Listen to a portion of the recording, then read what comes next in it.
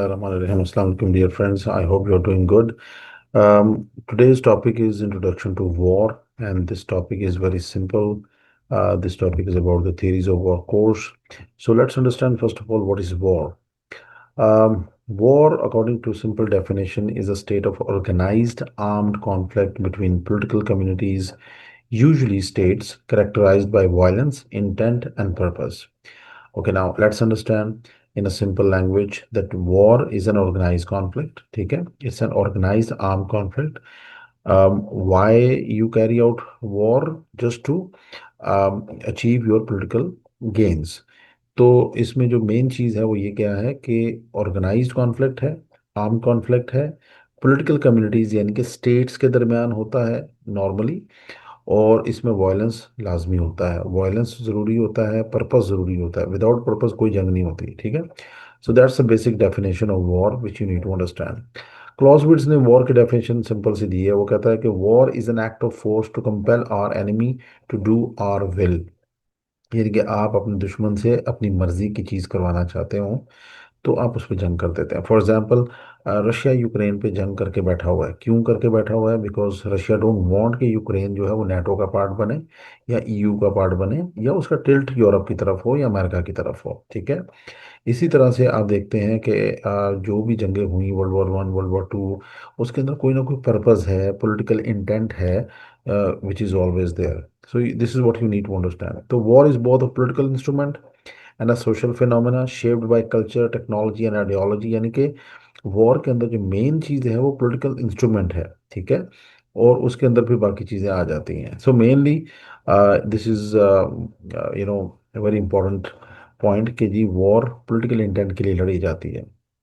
अच्छा, अब इसके अंदर दूसरी चीज़ जो इम्पोर्टेंट है समझने वाली वो है कि वॉर के कुछ ऐसी करेक्टरिस्टिक्स हैं जो चेंज नहीं होती। ठीक है, जो परमानेंट होती हैं, और उनमें जो सबसे इम्पोर्टेंट चीज़ है वो वायलेंस है। ठीक है, war without violence is not a war. तो यू नीड टू अंडरस्टैंड कि वॉर में वायलेंस लाजमो मलजूम होता है, और उसके बगैर नहीं। जितनी भी जंगें पहले हो चुकी हैं, वर्ल्ड वॉर 1 में, वर्ल्ड वॉर 2 में, उसके अंदर लाखों लोग मरे। जैसे वर्ल्ड वॉर 2 की एग्जांपल अगर मैं दूं आपको, तो 75 million people died. So this is something very very important कि वॉर में वायलेंस लाजमी होता है। दूसरा पॉइंट जो वॉर में इंपॉर्टेंट है, जो अनचेंज यानी कि उसकी बिल्कुल चेंज नहीं होता और वो परमानेंट फैक्टर होता है, वो है अनसर्टेनिटी, फ्रिक्शन। जिसका मतलब यह है कि वॉर कभी भी आपकी मर्जी के मुताबिक नहीं चलती। तो sometimes you win, sometime you lose, sometime you face more losses. जैसे ये रशिया जब यूक्रेन के साथ जंग शुरू की थी, तो रशिया को आइडिया नहीं था कि उसका इतना नुकसान हो जाएगा जितना आपको इस स्लाइड में नजर आ रहा है।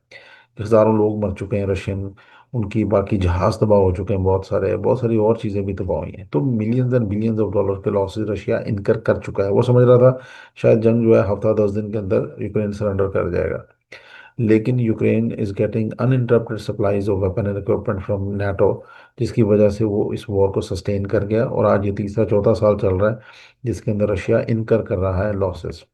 तो जंग का ऐसा ही है। इसी तरह आपके पास इंडिया की एग्जांपल है, जो कि इंडिया के जो defence of chief of defence staff हैं, अनिल चौहान साहब, इन्होंने एक्सेप्ट किया एक इंटरव्यू में कि yes, India lost few aircrafts. So recently ये ऑपरेशन जो हुआ, ऑपरेशन सिंदूर, उसके अंदर इंडिया ने 6 से ज़्यादा उसके जहाज गिर गए, एक ड्रोन भी गिर गया और उसको लॉसेस भी हुए। सो ये क्या चीज़ थी? ये अनसर्टेनिटी होती है वॉर के अंदर। इंडिया ने लॉन्च तो कर दी, लेकिन India was not sure, India को पता नहीं था कि आगे उसका नतीजा ये निकलेगा। सो दूसरा फैक्टर क्या है जंग का? कि अनसर्टन हो सकती है, होती है। अच्छा, इसी तरह हमने बाकी जंगें भी देखी दुनिया में जो होती हैं। तीसरे पॉइंट के अंदर जो बात है, जो अनचेंज फैक्टर है, वो है पॉलिटिकल इंस्ट्रूमेंट। यानी कि आप किसी भी जंग को उठा के देख लें, that is not without any political intent और पर्पस। तो हर जंग के अंदर आपको पॉलिटिकल पर्पस नजर आता है। ठीक है, इसराइल ने 48 में जंग की, 67 में की, 73 में की, और अभी रिसेंटली जो गजा में किया। मकसद उसका सिंपल है, they want to conquer whole फलस्तीन, यानी कि पूरे इसराइल पे वो पूरे यहाँ पे ना ग्रेटर इसराइल बनाना चाहते हैं वो, फॉर एग्जाम्पल। तो पॉलिटिकल इंटेंट है। इसी तरह आपके पास और भी एग्जांपल्स आती हैं कि जितने भी इस वक्त दुनिया के अंदर इश्यूज चल रहे हैं, फॉर एग्जांपल यमन है या बाकी मुल्क हैं जो जहाँ जहाँ पे इन्वॉल्व हैं, ठीक है, उनका कोई ना कोई पॉलिटिकल इंटेंट होता है, ठीक है। विदाउट पॉलिटिकल इंटेंट नहीं होता। चौथा फैक्टर जो है अनचेंज जो होता है किसी भी जंग के अंदर, उसका क्या, उसको क्या कहते हैं हम, ह्यूमन डायमेंशन। यानी कि उसके अंदर human dimension is always there, जिसमें फियर होगा, करेज होगी, विल पावर होगी, ये सारी चीज़ें बताती हैं कि ये फैक्टर रहेगा, हमेशा रहेगा। तो human factor is always there, ठीक है। तो ये चार ऐसे पॉइंट्स हैं वॉर के अंदर जो चेंज नहीं होते, दे आर परमानेंट फैक्टर्स। इनको एक बार आप दोबारा इससे रिपीट कर सकते हैं। वायलेंस है, अनसर्टेनिटी है, पॉलिटिकल इंस्ट्रूमेंट है और ह्यूमन डायमेंशन है, ठीक है। तो इन चार फैक्टर्स को हम लेके चलते हैं आगे। उसके बाद बहुत सारे आपके फैक्टर्स हैं जो ऐसे हैं जो चेंज होते रहते हैं, ठीक है। दे change with the passage of time. For example, उसमें जो सबसे पहला फैक्टर है वो है इमर्जिंग टेक्नोलॉजीज, दूसरा है न्यू एक्टर्स और तीसरा है डोमेन ऑफ वॉरफेयर। यानी कि इसको हम एक एक करके समझते हैं।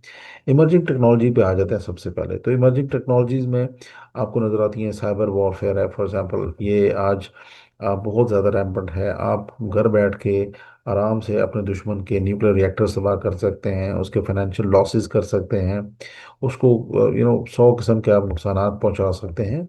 और उसका जितनी भी बिजली का निज़ाम है, ट्रेन्स का निज़ाम है, जहाज़ों का निज़ाम है, उसको हाईजैक किया जा सकता है। बहुत इंपॉर्टेंट आपकी जो मिलिट्री कैपेबिलिटीज़ हैं उनको भी तबाह किया जा सकता है। तो cyber warfare is one of the thing जो अभी चेंजिंग कह लो आप फेज़ के अंदर है। और पाकिस्तान में भी 2022 में साइबर अटैक्स हो चुके हैं। ये दुनिया में बहुत सारी एक लिस्ट है काफ़ी सारे मुल्कों की जहाँ पे साइबर अटैक्स हुए हैं। एक और चीज़ जो ऐड हुई है अभी रिसेंटली वो है swarm attacks. For example drone warfare आप कह लो इसको, स्वॉर्म ड्रोन अटैक्स, जैसे ईरान और इसराइल के दरमियान यूज़ हुए। इसराइल ने, ईरान ने को 300 से ज़्यादा ड्रोन्स भेजे पहले जब उनकी क्लैश हुआ, ठीक है। उसके बाद उन्होंने फॉलोड बाय 188 मिसाइल भेजे। तो ड्रोन्स भेजने का मकसद ये होता है कि दुश्मन के जो एयर डिफेंसेस हैं आप उनको ओवरकम कर जाए। इंडिया और पाकिस्तान के दरमियान भी ये ड्रोन वॉरफेयर हुई बहुत बड़े लेवल पे। रिसेंटली हमने रशिया में देखा कि रशिया की जो बॉम्बर्स हैं, न्यूक्लियर बॉम्बर्स, यूक्रेन ने अपने ड्रोन्स के ज़रिए से उनको सीक्रेटली ट्रांसपोर्ट किया रशिया में। और उसके बाद उन ड्रोन्स के ज़रिए से, जो कि कुछ मिलियन शायद डॉलर्स के हों, और उन्होंने बिलियंस ऑफ डॉलर्स यानी कि $7 बिलियन के एस्टिमेटेड लॉसेस उनके ऊपर इम्पोज किए रशिया के ऊपर, यानी कि उनके न्यूक्लियर बॉम्बर्स वर डिस्ट्रॉयड। सो आगे चल के एआई जो आ रही है उसकी वजह से भी चीज़ें चेंज होंगी, ठीक है। ये वो चीज़ें हैं, इमर्जिंग टेक्नोलॉजीज हैं, एआई है, साइबर है, ड्रोन्स हैं, जो जंग का पासा पलट रहे हैं, ठीक है, आहिस्ता आहिस्ता। तो ये चेंजिंग फैक्टर्स हैं, ये जंग को चेंज करते रहते हैं, शेप करते रहते हैं। तो मॉडर्न, आपको पता है, ऑटोनोमस वेपन्स और जितनी भी चीज़ें आज इंट्रोड्यूस हो चुकी हैं, दे आर सीरियसली इम्पैक्टिंग। दूसरा फैक्टर जो था जो चेंजिंग है वो है न्यू एक्टर्स। आपको नज़र आता है कि बहुत सारे जो न्यू एक्टर्स जैसे नॉन स्टेट एक्टर्स हैं, फॉर एग्जांपल, ये लोग भी चेंज होते रहते हैं। फॉर एग्जांपल आप पीछे जाएं अगर 1971 में, तो बांग्लादेश के अंदर मुक्ति बाहिनी जैसे जो एक्टर्स थे वो इंट्रोड्यूस करवाए गए। उसके बाद फिर आज अगर आप देखें फाटा में और बलूचिस्तान के अंदर, तो आपको टीटीपी, आईएसकेपी या फिर बीएलए जैसे ग्रुप्स नज़र आते हैं। तो ये फैक्टर्स हर कुछ अरसे के बाद चेंज होते रहते हैं। रशिया में भी ऐसा ही हुआ रिसेंटली कि रशिया ने 2014 में जो उनके मलिशिया थी, रशियन मलिशिया थी या रशियन मर्सनरीज थे, उनके ज़रिए उन्होंने यूक्रेन को तकरीबन काफ़ी ज़्यादा नुकसान पहुंचाया, क्रीमिया पे कब्जा कर लिया। So non state actors play a very important role in modern times. आपके सामने बीएलए की एग्जांपल है, आपके सामने बाकी लोगों की एग्जांपल है, टीपीपी टीटीपी की एग्जांपल है, वगैरह वगैरह। तीसरा फैक्टर जो चेंज होता रहता है वो है डोमेन ऑफ वॉरफेयर। तो warfare with the passage of time change हो रही है, ठीक है। अ, एक दौर था जब जंगें सिर्फ और सिर्फ लैंड के ऊपर लड़ी जाती थी, ठीक है। आज जंगें समंदर पे भी लड़ी जा रही हैं, ठीक है। एयरक्राफ्ट कैरियर्स डेवलप हो रहे हैं, जहाज डेवलप हो रहे हैं, वॉरशिप्स हैं, डिस्ट्रॉयर्स हैं, फ्रिगेट्स हैं, कॉर्वेट्स हैं, सबमरीन्स हैं। ये सारी वो चीज़ें हैं जो आज डेवलप हो रही हैं और आहिस्ता आहिस्ता हो रही हैं, ठीक है। तो समंदर पे आप लड़ रहे हैं, आप एयर में लड़ रहे हैं, आप लैंड पे लड़ रहे हैं। एयर के अंदर आपके पास मॉडर्न कैपेबिलिटीज आ रही हैं with the passage of time, और इम्प्रूव्ड आ रही हैं। ठीक है। उनकी एंड्योरेंस भी ज़्यादा है। दे गॉट ग्रेटर कैपेबिलिटीज, बीवीआरस हैं उनके अंदर, स्टैंड ऑफ वेपन्स हैं। ये वो सारी चीज़ें हैं जो वक्त के साथ साथ चेंज हो रही हैं और आगे भी होती रहेंगी। ठीक है। और नई नई टेक्नोलॉजीज आ रही हैं, जैसे पहले B-2 बॉम्बर्स थे, B-52 बॉम्बर्स थे, अब उसके भी आगे की चीज़ें आ रही हैं। तो साइबर डोमेन के अंदर भी सारी चीज़ें चेंज हो रही हैं। तो इससे आगे चल के अगर हम डिस्कस करें तो ये कुछ जो हमने पहले डिस्कस किया, देवर changing factors.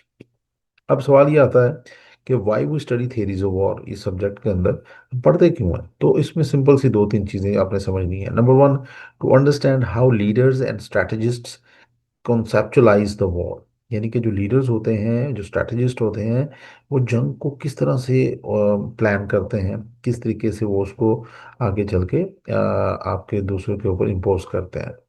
Number two, to anticipate and analyse state behaviour in conflict. Theories of war पढ़ के आपको समझ आता है कि फलां स्टेट ने जंग के अंदर, कॉन्फ्लिक्ट के अंदर कैसे बिहेव किया। ठीक है। ये आप समझते हैं सारी चीज़ों को। इसके अलावा आप समझते हैं कि to evaluate doctrines, policies and strategies. यानी कि आप इसमें ये भी समझते हैं थेरीज ऑफ वॉर में कि फलां मुल्क का क्या डॉक्ट्राइन है, उसकी क्या पॉलिसी है, उसकी क्या स्ट्रैटेजी है। क्या वो ऑफेंसिव स्ट्रैटेजी है, क्या वो डिफेंसिव स्ट्रैटेजी है, क्या वो टैक्टिकल वेपन यूज़ करेगा, क्या वो स्ट्रेटजिक वेपन यूज़ करेगा, क्या वो एयरफोर्स पे फोकस कर रहा है, क्या वो सर्जिकल स्ट्राइक पे फोकस कर रहा है, क्या वो लिमिटेड वॉर पे फोकस कर रहा है, वगैरह वगैरह। इन सबको हम डॉक्ट्रिन, पॉलिसीज और स्ट्रैटेजीज कहते हैं। To critically assess the morality and legality of war, यानी कि जस्ट वॉर का कॉन्सेप्ट है, जिसको आप समझने की कोशिश करते हैं कि क्या फलां जंग वाकई ही जस्ट वॉर थी, सही थी या गलत थी। तो थियरीज ऑफ वॉर आपको हेल्प करता है ये सब्जेक्ट इन पॉइंट्स को समझने में। ठीक है। इसके अलावा कुछ जंगों की टाइप्स होती हैं जिनको हम डिस्कस कर लेते हैं। सबसे पहली टाइप है जंग की, जो है कन्वेंशनल वॉर। कन्वेंशनल वॉर में क्या होता है जी, regular armies they fight in the open field. For example, आपकी जो रेगुलर फोर्स होती है, जैसे आर्मी है, टैंक है, जहाज है, आर्टिलरी है, वगैरह वगैरह, आप अपने दुश्मन को फेस टू फेस फेस करते हैं और आप अपने दुश्मन के खिलाफ लड़ते हैं। पुराने दौर में भी ऐसा ही होता था। ठीक है। आप कन्वेंशनली जो रिवायती हथियार होते हैं उनके साथ दुश्मन के खिलाफ लड़ते हैं।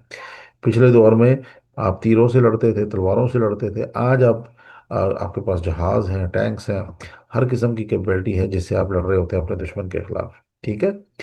अच्छा, तो ये होगी कन्वेंशनल वॉर। अब डिस्कस करते हैं हम टोटल वॉर को। What is total war? In total war actually you mobilise all your resources. Basically आपकी ग्रैंड स्ट्रेटजी इन्वॉल्व होती है, पॉलिटिकल रिसोर्सेज, इकोनॉमिक रिसोर्सेज, आपकी मिलिट्री इंटेलिजेंस, लोग, हर चीज़ आप उसके अंदर इस्तेमाल करते हैं। और इसके अंदर आप न्यूक्लियर वेपन्स भी यूज़ कर सकते हैं। इसलिए हम इसको टोटल वॉर कहते हैं, because it is devastating and it involves all your resources. तो इसमें वर्ल्ड वॉर 1, वर्ल्ड वॉर 2, आपने देखा हर चीज़ इस्तेमाल हुई, न्यूक्लियर वेपन तक इस्तेमाल हुई जापान के ऊपर। So this is the example of total war, जिसके अंदर all your resources are involve. तो वर्ल्ड वॉर 2 में आपने देखा किस तरीके से चीज़ें हुई, पैसा लगा, उसमें रिसोर्सेज लगे। इसी तरह बाकी जो जंगें हुई उनके अंदर भी। फिर एक जंग की टाइप आती है लिमिटेड वॉर। अच्छा, लिमिटेड वॉर जो होती है उसके लिमिटेड ऑब्जेक्टिव होते हैं, लिमिटेड एरिया होता है, लिमिटेड टाइम होता है, लिमिटेड स्पेस होती है, लिमिटेड उसके जो एम्स होते हैं वो भी लिमिटेड ही होते हैं। ठीक है। तो इसको हम लिमिटेड कहते हैं कि आप लिमिटेड, जैसे इंडिया प्लान करता रहा बहुत अरसे तक कोल्ड स्टार डॉक्ट्राइन या प्रोएक्टिव मिलिट्री ऑपरेशंस, तो इनको हम लिमिटेड वॉर की कैटेगरी में लेते हैं। जैसे कारगिल पे पाकिस्तान एक जंग लड़ी इंडिया के साथ छोटी सी, that was a limited war. ठीक है। तो लिमिटेड वॉर में आप के ऑब्जेक्टिव्स लिमिटेड होते हैं, ज्योग्राफी लिमिटेड होती है, जिस एरिया पे लड़ रहे होते हैं और एक जगह पे लड़ रहे होते हैं, उसके अंदर आपके तमाम रिसोर्सेज भी नहीं लाजमी के सारे इस्तेमाल हो सकता है सिर्फ एयर फोर्स इस्तेमाल ही हो रही हो सकता है सिर्फ आपकी चंद लैंड फोर्सेज, टैंक्स इस्तेमाल हो रहे हो, तो नेवी का यूज़ ना हो, तो वगैरह वगैरह। ये तो लिमिटेड वॉर के अंदर ये सारी चीज़ें होती हैं। अच्छा, फिर जंग की एक वॉर की टाइप है जिसको हम कहते हैं सिविल वॉर। अच्छा, सिविल वॉर का मतलब आसान लफ्जों में ये है कि आपके मुल्क के अंदर एक कॉन्फ्लिक्ट चल रहा हो और जिसके अंदर लोग एक दूसरे को मार रहे हो। तो उसकी क्लासिकल एग्जांपल आपको मिलती है अमेरिकन सिविल वॉर में, जिसके अंदर बहुत बड़े लेवल पे खूनरेजी हुई। या दूसरी आपको एग्जांपल मिल जाती है 1971 में जो ईस्ट पाकिस्तान में हुआ, उसको भी हम सिविल वॉर के कॉन्टेक्स्ट में ले सकते हैं किसी एंगल से, कि अपनी ही पॉपुलेशन उठ के अपनी ही फौज के खिलाफ लड़ रही थी।